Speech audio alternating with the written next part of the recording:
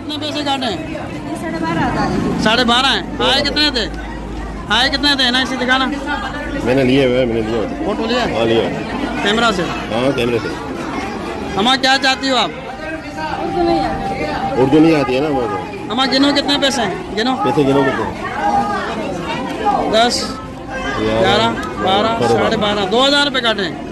2,000 रुपये काटे। ये ये चांदी का पकड़ो। टको हाँ। आपको दिला। आप पैसे गिनो। दिए कितने हैं आपको? 10, 11, 12, मतलब 2,500 रुपये। पैसे अभी गिनो कितने पैसे मिले? 12।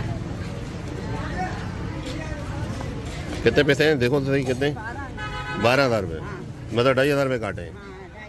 ठीक है, आप इधर खड़े हो जाओ ना।